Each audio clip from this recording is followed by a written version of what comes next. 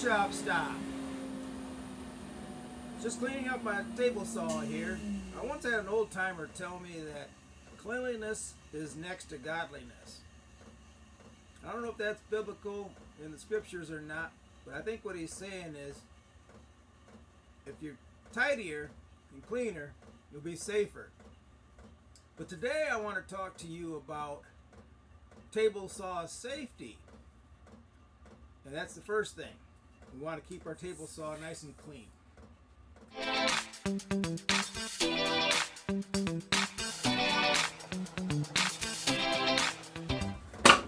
If you can hear that noise in the background, I'm sorry for that. That is my diesel heater, and it's about 30 degrees out right now, and so it's kind of cooler in the shop than normal. Right now I've got it at about 65 degrees, and that seems to be fine, except most of the tools are cool to the touch. So we're warming it up in here, and sorry about the noise, but that's just the way it is in my shop.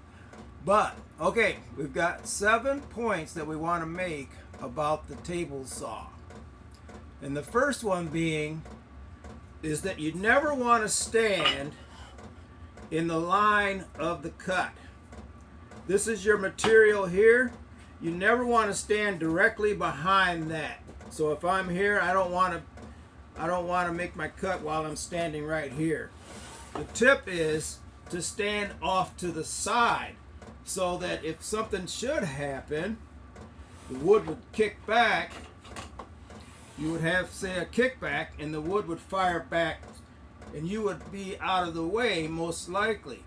Not always guaranteed, but to improve your chances, stand off to the side on your cuts. The number 2 point that I'd like to make is to make sure that your focal point is on the right spot, your eyes. When you're making a cut, so you're making a cut here. You're sending your material through, and this is your off cut. Most people, or a lot of people I find, watch the blade. They're watching this blade when they make their cut. Of course, they're using a push stick. They're watching that blade when the focal point should be here. You should start out here. You want to make sure that you're putting pressure down on your workpiece and over. So it should be down and over, down and over, and then send your piece through while watching the edge of your board all the way through the cut, just like that. Your focal point should be here, making sure that the board is tight against the fence, and you're watching to make sure it doesn't come off the fence all the way through the cut. So you're even watching the focal point, you're watching the board all the way through to the end of the cut. The reason being is you don't want your board to come off of the fence, because that means it's drifting more into the blade, and this would happen if you have a warped board and the board's turning away from the fence, and this would lead to the board climbing up the blade like this, and then that's when you'll get a kickback. The other thing is the riving knife, and that's one of our other points. The third point is to find or make your own push stick that works properly and is comfortable for you to use. Now, most table saws, lower end table saws, come with a push stick similar to this one that I have that came with mine. And these I do not like. These are I think they're inefficient, and they probably can be a little bit dangerous. As you see that there's a small opening. It's got the lip, but there's only a small opening, and then there's a long handle, which I know this long handle would make people feel comfortable about keeping their hand away from the blade, but it's an excess. I think it's more than what you need. But I'll show you that you have no control or limited control with this stick. You see how it pivots, and it doesn't hold the board very good. I feel that I do not have a sufficient enough control with this push stick. As you can see, you can push it through, but you don't have your lateral pressure that you can apply to keep the workpiece against the fence. And there's limited pressure you can apply to keep it down if the blade wants to raise it up, and it could possibly do that.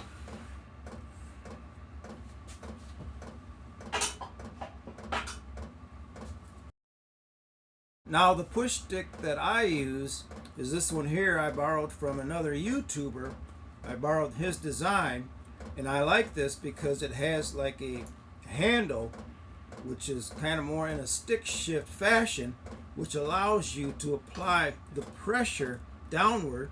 And then I added sandpaper to the bottom of this so that I can not only add the pressure downward, I can add the pressure laterally, left or right. See, I have complete control over this. You can see that?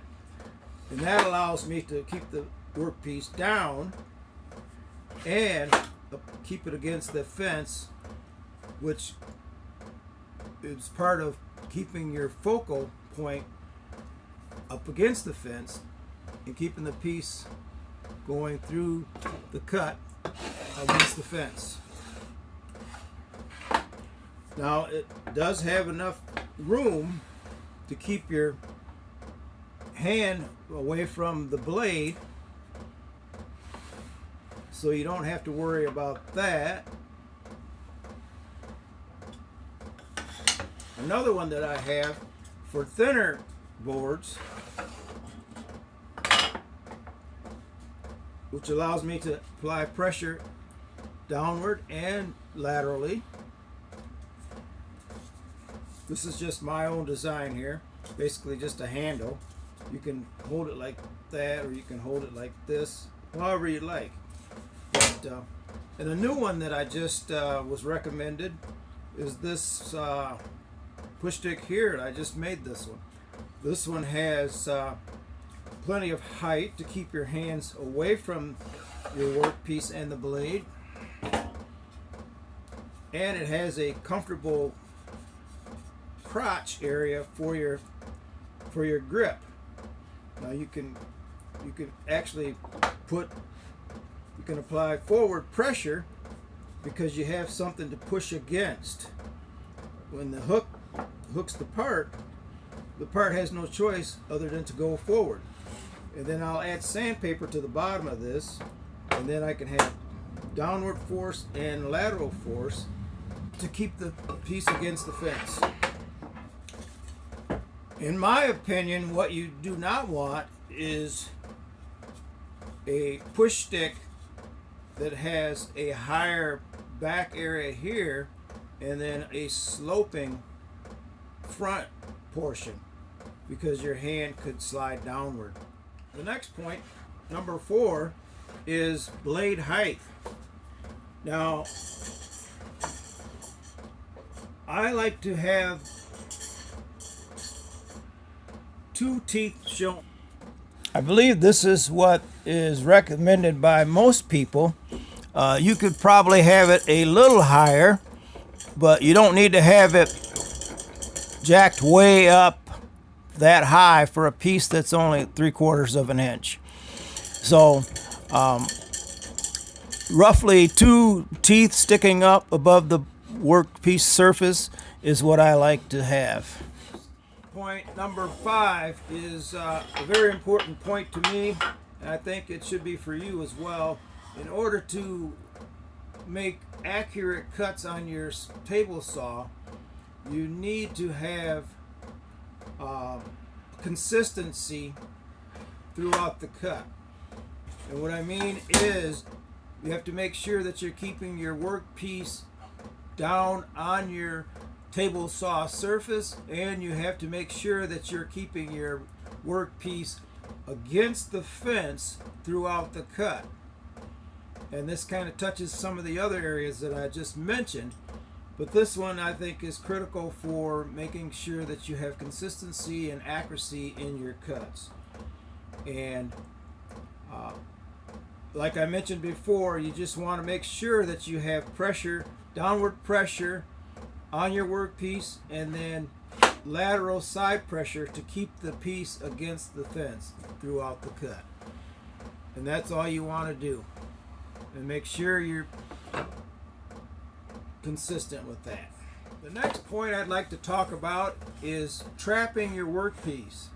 Most cuts are done by trapping the workpiece, and what I mean by that is your workpiece is trapped between the fence and the blade, and that causes risk. Anytime you trap the workpiece between the fence and the blade, there is a certain amount of risk involved in making the cut. Now, usually there's no problems if you're following some of the steps that I've just talked about and being extra careful. There are ways to make cuts on your workpiece without trapping the workpiece between the fence and the blade. I'll show you one way to do that when cutting angles.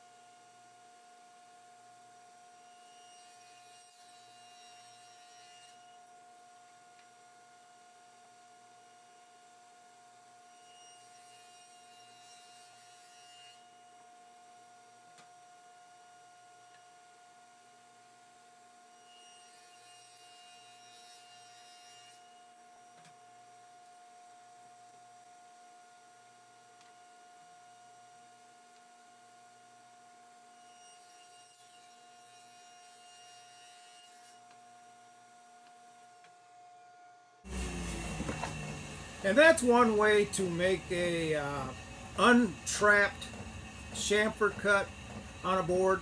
See, I made a octagon. A lot of people make octagons nowadays, and they usually do it on the opposite side of the fence. And what happens with that on the opposite side of the fence, because it's trapped against the fence and you're pushing down, you got a tendency for roll. But if you roll it, if it happens to roll on this side, there's no harm done. But if it rolls on the opposite side, you have a chance for the piece riding up into the blade teeth and then kickback, and you've got an opportunity for this thing, or a chance for this workpiece to hit you after kickback. But this is one way of cutting the chamfers in an untrapped fashion. This L fence that I have here, to create a similar situation where you're not trapping the board between the fence and the blade. For my seventh and last point on the table saw, of course there might be many more, but these are the ones that stood out to me the most. The last one is the riving knife, which is very critical in my opinion. The riving knife should be installed on the table saw if it comes with one, and not neglected, because this is a important safety feature when you're cutting boards on the table saw.